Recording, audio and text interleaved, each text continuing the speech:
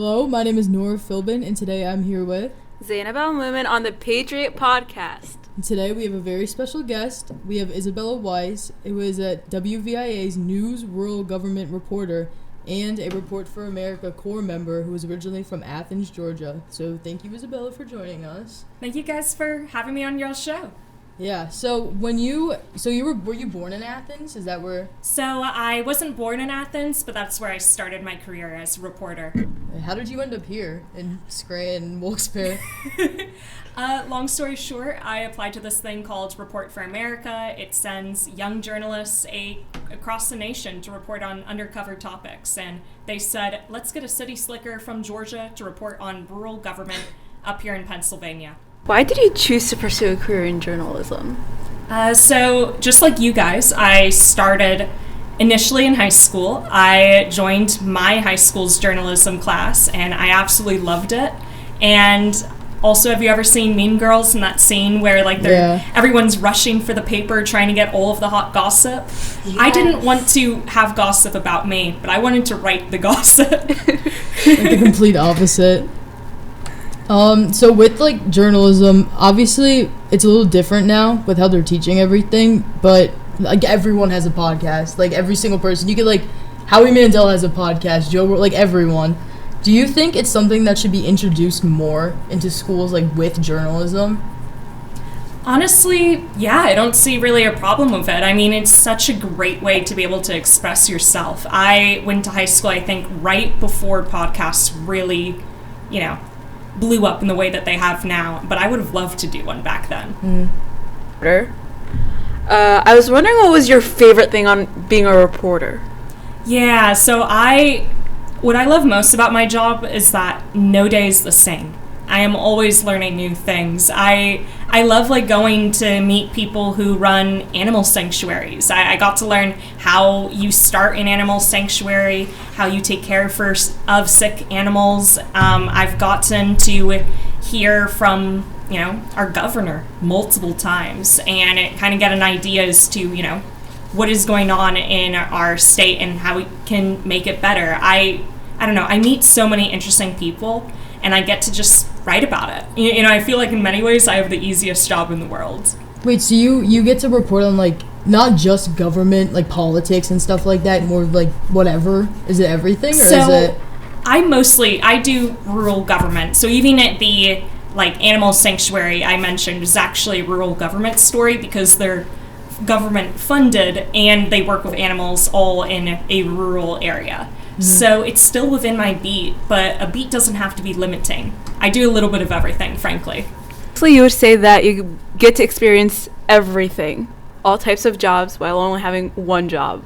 Exactly. It's absolutely amazing. I feel like I get to live a million lives. So it's a lot of fun. Yeah, that's pretty amazing. That's pretty cool. When I was trying to find stuff to talk about, I saw the WVIA, the holiday, the playlist. Mm-hmm. Did you make that? Did you think of that? Yeah, so that actually, I'm the one who does that playlist. We also just did a Valentine's Day playlist.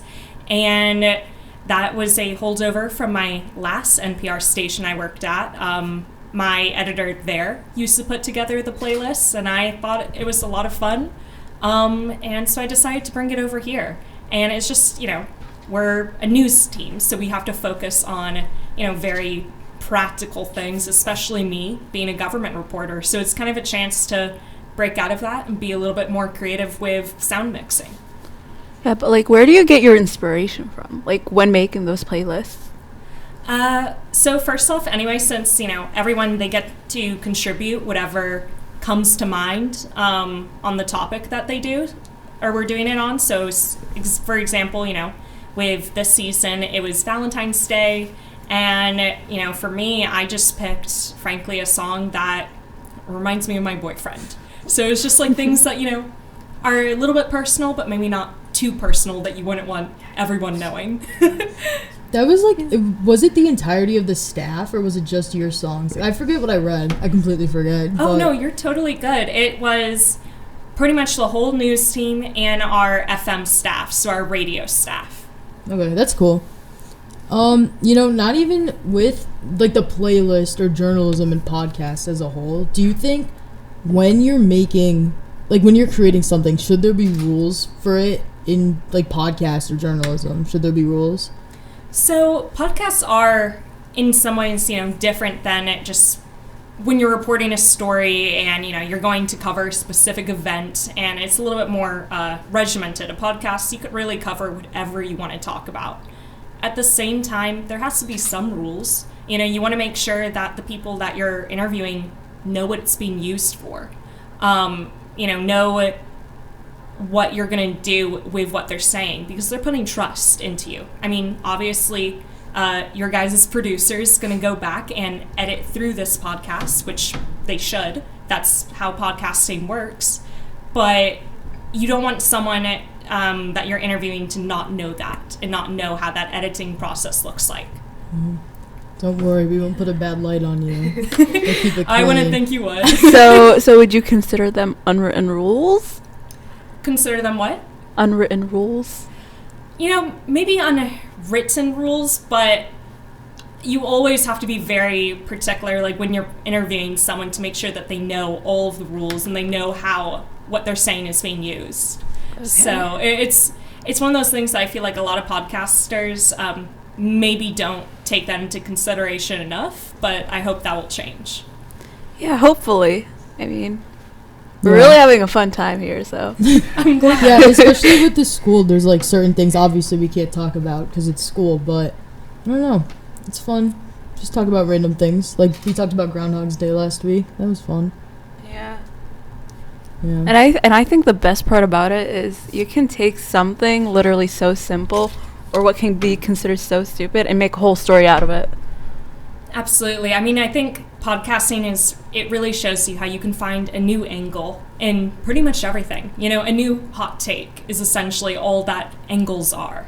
So podcasts are just a very, they can be a much more lighthearted way of doing that. I have a hot take. I'd rather watch a podcast than listen to a podcast. And that's my hot take. So you mean like video essays on YouTube? The one I'd like to watch, there's one called Emergency Intercom. And there's just like two friends, but I don't know. I need something to look at. Even if I'm not watching it, I just like to look over and like, oh, they're doing something. I don't know. Might just be me, but. Yeah, I don't know. I guess I like visuals, just like, I'm the type of person who reads body language, and I guess if I see the people talking, I can get like a better feel of the conversation. Absolutely. I feel like for me, I'm right now into a lot of audio podcasts, but that's just because I drive so much for work that, I can't do interviews and take calls while driving because otherwise I'll crash the car. So I'll just listen to podcasts instead. But I also, I love a good visual podcast. I love a great, visual essay. Like, if anyone is into fashion, I really like Mina Lee and all of her podcasts. On YouTube, and she really goes into the history of fashion, and there's so much that you can do when you just take, long form storytelling like visual or audio podcasting allows you to do. Do you have a favorite podcast? Like overall, in general? My favorite podcast though is Ologies by Ali Ward, and that is, on audio podcasts, and you can get it on all of the regular podcasting sites. Pretty much I feel like I do a short version of what Ali Ward does every day, which is just go out and ask people really stupid questions and learn a lot. Mm-hmm. And she does this amazing science podcast. It's a lot of fun. There are also bleeped,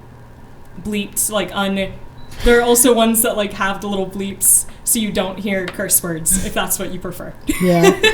Okie doke. All right. So, did you actually major in journalism?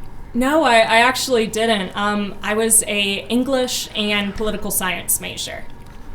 Interesting. I'm sort of on the same path, but not really. So we can relate. Yeah. What do you mean by being on the same path? I mean, I'm majoring in political science, and writing is one of my hobbies. But then again, I'm not specifically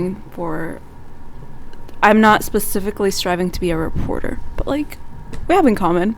Yeah, absolutely. And I mean, it's like college, you don't have to even start studying a certain thing and then think, okay, I'm going to for sure go into this type of related career and make that my life. I mean, I thought I was going to go to law school, realized I do not want to be a lawyer while studying for the LSAT, and just kind of fell into an internship at my local NPR station, realized that I didn't want to do anything else in the world, and, I already almost had a political science degree, so they said, okay, let's make you a government reporter, and I said, okay, and fell in love with that. I really like that, and this is why I'm keeping an open mind.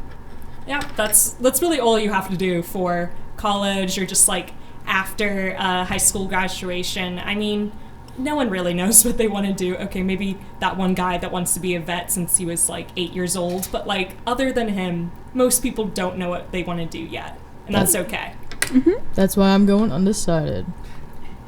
I changed my major, I think, 3 times in college, maybe 3 to 5 times, honestly. Yeah. I changed it quite a lot. Yeah, I don't want to waste my time or my money. I'm going to be in debt, so better not make it anymore. When we first introduced you, you said you were a Report for America Corps member. So can you tell us a little more about that? Like, what do they do? Yeah, I mean, it's pretty much a national organization that sends, young journalists across the country to cover, underreported topics. And they specifically just want us to get into communities that don't really have coverage. I mean, people here just aren't really writing about rural government, and that makes it a lot harder for residents to know what's going on in their communities. What are their local lawmakers deciding that is going to affect their generation and future generations. So I've been doing a lot of stories that kind of tackle those questions. And then another part of it is that they also want us to teach young people. So that's why I'm here. Essentially just going around to different high schools and some middle schools, and I might be going to an elementary school soon, just kind of teaching a little bit about media literacy, which can kind of range from anything like how to do a podcast or how to spot misinformation online. How can you tell whether or not a source that you find on Instagram is telling you the truth or is linked to someone who actually knows what they're talking about. So yeah, that's a little bit of what Report for America does. What is the importance of having a local government reporter? Yeah, I mean, it's absolutely huge. So what is going on, so Pennsylvania, as we all know, is a commonwealth. And for example, me, moving here for the job, I really had to learn what that means. And essentially, that means that there are so many small sections of local government here. It's insane when you really look at a map. I mean, absolutely bonkers. So pretty much your townships, your city, your borough, they have so much power in your life. They have, frankly, more power than people do at the county level. They have more power than what Shapiro does. Sure, the money comes, top down, but the actual decisions on how that money is going to be spent on your area, how your sidewalks are going to be fixed if they need to be repaved, who is able to go to certain schools based off of just the district distribution, if there's going to be a bunch of warehouses or other developments on wetlands or other protected lands in your area. That all happens on that township level, on that borough level. And people a lot of times don't realize that, and frankly, they don't have the time to figure it out because they're busy doing whatever their actual full-time job is. Essentially, people like me, all we do is just do the stuff they don't have time to do. So I just kind of condense that information for them, so then they know what is going on in their community and they can take action if they need to. And we appreciate that. You're welcome. Or at least that's the goal, that I hope that us as reporters, what we do makes sense to better inform our communities. Just give them that power. We can't change what's going on. We can't change if there's a law being passed or an ordinance being passed that is going to hurt a certain community of people, but at the very least, we can tell them that it's happening so they can rally against it if they need to. So, information. Yeah, I really appreciate it because sometimes, like, when you go, like, online and try to figure things out, a lot of sources can overcomplicate that. So having reporters like you really condenses it and lets us know like what's really going on around us. Yeah, and absolutely. I mean, that's why we need more local reporters. Of course, I'm biased. I am a local reporter. I cover, to me, it's a very large area, 22 counties, but in all actuality, it's much smaller than, you know, what you're going to see someone on CNN or Fox doing. And that's huge to be able to have that more direct impact and a direct connection. I mean, I know who I'm talking to. I know who I write about because I've been writing about them for as long as I've been living over here. So there's some more familiarity that I can add to my stories and context. So I think it's huge to have local reporters. Of course, I'm very biased on this because that's my whole career, but, you know. Yeah, nice. Yeah. Sure. All right. Well, thank you, Isabella Weiss, for coming on today. I really appreciate it. Good time asking all these questions. Yeah, thank you so much for having me on y'all's show. Yeah. All right, guys. We'll see you on the next episode of the Patriot Podcast. And I'm also here, but bye.